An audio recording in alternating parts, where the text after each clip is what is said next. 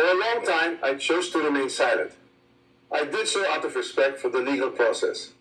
I did so because I did not want to add more noise to an already divisive issue. I did so because I believed that if I cooperated fully, submitted myself to the proper authorities, and answered every question asked of me, the truth would eventually speak for itself. But there comes a point when silence is no longer prudence. My silence has been abused and weaponized to build a narrative that is false, twisted, and unfair. So let me be clear. I will not keep quiet anymore. I will face this head on, and I will speak with facts because the truth deserves to be heard. Today, I am taking this opportunity to speak directly to the Filipino people. From the start of this controversy, I have been cooperative. I personally appeared before the proper authorities. I voluntarily submitted my affidavit to the ICI. I provided the information and documents asked of me. I did not hide. I did not run. I did not evade scrutiny. I faced it head on within the proper channel because I know there is no evidence that proves I committed plunder, conspiracy to commit plunder, or any similar offense that the ombudsman may be contemplating against me. And because I have nothing to hide, I am today authorizing the immediate public release of the affidavit I submitted, together with all supporting information so that the Filipino people can judge for themselves who has been transparent and who is simply being politically targeted. Now let us address the most absurd accusation of all, that I am supposedly the mastermind of this corruption scheme. How can I be the mastermind? I was the former Speaker of the House of Representatives, but the House of Representatives is only one part of the branch of government, the legislature. The national budget is not conceived, executed, implemented, bidded out, supervised, and completed by one congressman or even by Congress alone, and certainly not by the Speaker of the House. I want to make this simple and clear. The national budget does not depend on just one person. The budget does not begin in the House. It begins in the executive. The agencies and departments prepare their proposals. The executive consolidates them into the National Expenditure Program, and that program is then submitted to Congress. From there, the House deliberates, but the House is not one person, and it is certainly not the Speaker alone. It is a collegial body made up of hundreds of members, multiple committees, vice chairs, and institutional processes.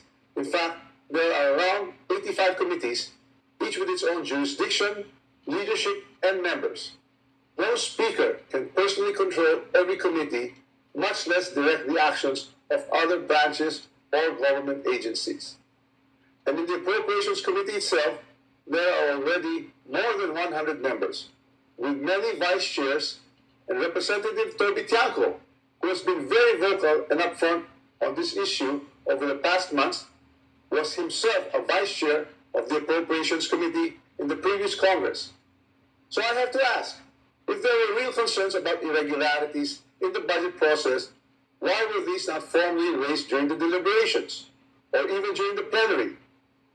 The budget deliberation does not stop in the House. The Senate also conducts its own deliberations, reviews its own version, and plays its own role in shaping the final budget, and it is not a bystander. It is an active constitutional participant in this process. After that, the House and the Senate reconcile their versions in the bicameral conference committee. Only then is the final bill transmitted to the President for approval or veto. So let us be honest about what becomes law. The national budget is not the act of one person or one chamber. It is the product of a constitutional chain involving the executive, the House, and the Senate. This is something I want the public to understand. The budget process is collective, multi-layered, and shared. Accountability must apply to everyone involved, not selectively assigned after the fact, and certainly not when it becomes politically useful. If corruption were to occur in a magnitude made known to us over the past months, then it's clear that the real corruption does not happen at the level of the general legislative approval alone. It happens at the level of execution of the General Appropriations Act. It happens when projects are implemented. It happens where projects are actually implemented, where procurement is undertaken. where monetary disbursements are actually made. And it happens when substandard projects are passed off as legitimate or when ghost projects are made to appear real. That is why command responsibility is far more logically relevant in the executive branch, where there is actually supervision, operational control, and implementation on the ground, than in the collegial legislative body, where constitutional role is deliberation and appropriation. Congress does not build flood control projects. Congress does not conduct procurement. Congress does not inspect whether a project was actually completed. Congress does not certify whether the work done was substandard or not. So if the allegation is that there was a systemic corruption in flood control implementation, then the public should ask the obvious question: where does implementation actually happen? Definitely not in the session hall of the House of Representatives. Here's the simplest way to test that theory that I am the mastermind of this scheme. If I were truly involved in a fraudulent scheme of this nature, then the first place one would expect to see that pattern would be in my own district, in the projects most easily associated with me. You would have seen it in Tacloban, but I say this with absolute certainty. You won't see it in my district. My district has 0 ghost and 0 substandard flood control projects. 0. And that is verifiable. To prove this point, I'm authorizing my staff to share and release to the public the list of all the projects in my district that the authorities may deem attributable to me. Let the public scrutinize and verify for themselves. As I already mentioned, corruption of this scale is not a one-man operation. It requires 2 things: budget decisions and implementation on the ground. With respect to how the budget was deliberated in Congress, let me say this categorically. I was not a part of the BICAM and the small committee budget deliberations. Yes, I was updated on the general outcomes of the deliberations, but I had no visibility with regard to the specific details of the discussions, including particular amendments or insertions approved during these closed-door deliberations. Records would show that I did not participate in those meetings and I was not privy to what exactly transpired during the deliberations. However, 2 people were instrumental in making those budget decisions: Chisa Escudero and Zaldico.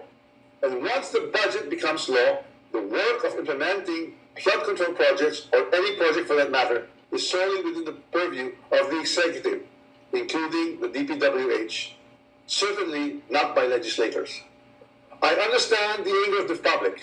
The Filipino people have every right to be angry because stolen public funds are taxes derived from hard-earned money. I'm not asking the public to look away. I'm asking everyone to look where the evidence points, not where it is politically convenient or politically motivated. So I ask the Ombudsman and the public these questions.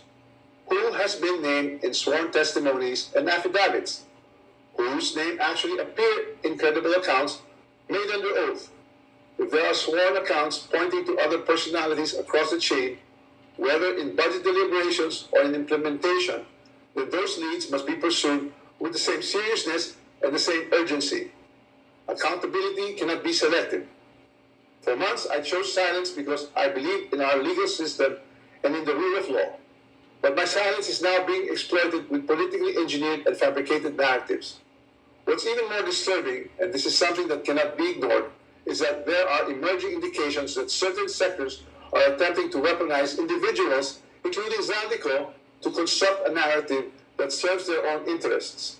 So when their legal processes is being used against me as a political demolition job, then I will have no choice but to defend myself.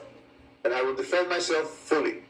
I will not allow myself to be turned into the scapegoat so that others who are actually accountable can walk away clean. If this is a political play to push me out and close the story, tarnishing my name and my reputation, then I'm telling everyone now, I will not go quietly and I will not go alone. I will not be the fall guy for other people's corruption. I have been in public life long enough. I have seen enough. I have heard enough. I know many things about this current administration and past administrations as well. And I say this carefully. If this matter is to be handled as a legal issue, then let it be handled legally, soberly, and according to evidence.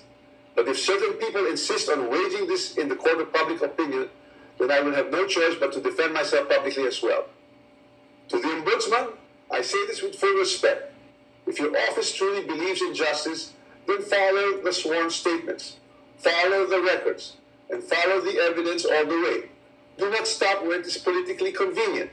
Do not settle for the easiest headline. Do not confuse public pressure with prosecutorial duty. What I ask of the office of the Ombudsman is simple. Follow the rule of law and due process. This is a serious matter, and it should be handled with seriousness, not with haste, theatrics, or shortcuts. I'm ready and willing to respond to every allegation in the proper forum, through the proper pleadings, motions, and submissions that the law allows. And to those who think they can throw me under the bus to save themselves, this is what I have to say to you.